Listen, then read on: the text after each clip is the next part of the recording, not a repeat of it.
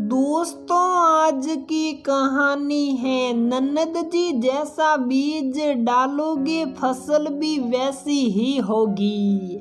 दोस्तों, कहानी शुरू करने से पहले अगर आपने हमारे चैनल को सब्सक्राइब नहीं किया है तो सब्सक्राइब कर लीजिए ताकि आपके पास पहुंचे हर नया वीडियो।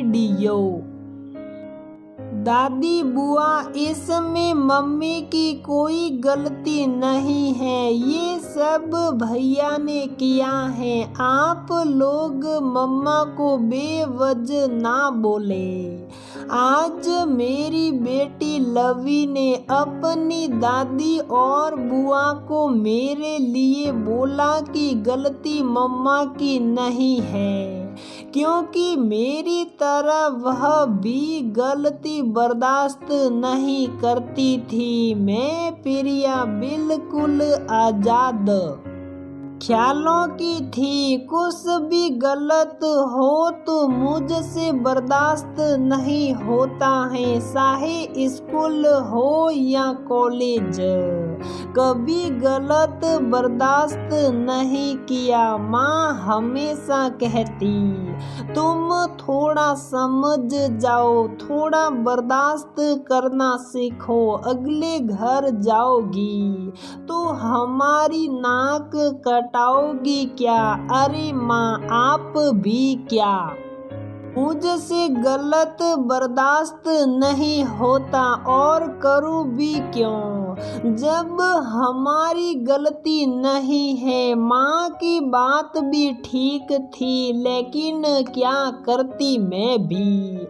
मेरी आदत थी गलत ना बर्दाश्त करने की। बीतते समय के साथ आंसू जी से शादी तय हो गई और शादी कर मैं ससुराल आ गई। माँ की नसीहत के साथ कि बेटा, ससुराल में कभी कभी बर्दाश्त करना पड़ता है, तुम भी करना, हमारी नाक मत कटवाना। माँ ने बोला तो, लेकिन मैं आदत से मजबूर थी, बोल देती थी। लेकिन फिर माँ की बात याद कर मेरी ये आदत धीरे धीरे बदल गई और मैं घर में बात ना बढ़े इसलिए चुप रहने लगी। मेरे सामने गलत होता फिर भी बोलती नहीं, कोई भी कुछ भी कहता मैं ना बोलती। धीरे धीरे मेरी आदत में धूल पड़ गई, लेकिन अपने बच्चों को मैंने कभी गलत ना बर्दाश्त करना और गलत ना सहने की शिक्षा दी। ससुराल में भी अगर कुछ गलत होता तो उस ठीकरा मेरे सर पर फोड़ा जाता। पति देव समझा देते, कुछ भी कहो तो तुम अपने काम से काम रखा करो, हमारे बच्चों की परवरिश पर ध्यान दो। मैं भी सोचती ठीक ही तो है, मैं ध्यान ही नहीं दूंगी तो फर्क भी नहीं पड़ेगा। लेकिन मेरी बेटी जो 7 साल की थी वह धीरे धीरे सही गलत में फर्क करना सीख रही थी। कुछ भी गलत होता तो बोल देती और सब मुझे बोलते कि तुमने ऐसे संस्कार दिए हैं। मैं गुस्से से मन मार कर रह जाती। फिर अचानक एक दिन मेरी नंद अपने बच्चों के साथ छुट्टियों में आई थी।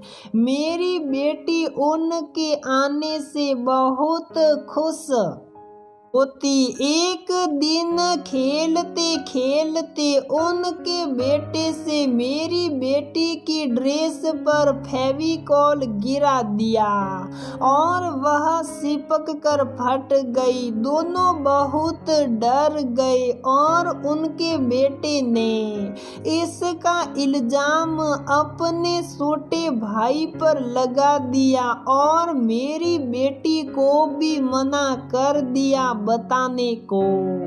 जब सब आए और ये देख कर दीदी के छोटे बेटे को डांटने लगे। ये देख कर मेरी बेटी रोने लगी और सब सच्चाई बता दी। इस पर दीदी के बेटे ने कहा कि मैंने नहीं, लवी ने किया है खुद ही। दीदी और सासू माँ लगे मुझे कहने की देखो लवी झूठ बोलने लगी है, अपनी गलती दूसरों पर थोप देती है। तुमने यही संस्कार दिए हैं लवी को बात ना बढ़े, इसलिए मैंने सबसे माफी मांगी और बात खत्म करने के लिए कहा। लेकिन लवी ये देखकर चुप नहीं हुई। वह बोली दादी बुआ मम्मा की कोई गलती नहीं है, वो हमेशा मुझे सच बोलने को कहती है और गलती मेरी नहीं भैया की है। बुआ आपके डर से वो ऐसा बोल रहे हैं और मम्मा आप कुछ बोलती क्यों नहीं? गलत बात पर भी आपकी तो कोई गलती नहीं होती, फिर भी मम्मा गलत किया नहीं तो बर्दाश्त क्यों करना? आप भी बोला करो आपकी कोई गलती नहीं है। तो उस दिन लवी की बात सुन ऐसा लगा जैसे पुरानी प्रिया आ गई हो। मैंने जो संस्कारों के बीज डाले थे उसकी फसल बहुत अच्छी हुई। मेरी बेटी ने भी गलत का साथ नहीं दिया और सच बताया। सही कहते हैं सब, जैसा बीज डालोगे फसल भी वैसी ही होगी। तो दोस्तों हमारी ये कहानी यहीं पर समाप्त होती है। अगर आपको हमारी ये कहानी पसंद आती है तो प्लीज वीडियो को लाइक करें, शेयर करें और हमारे चैनल को सब्सक्राइब जरूर करें।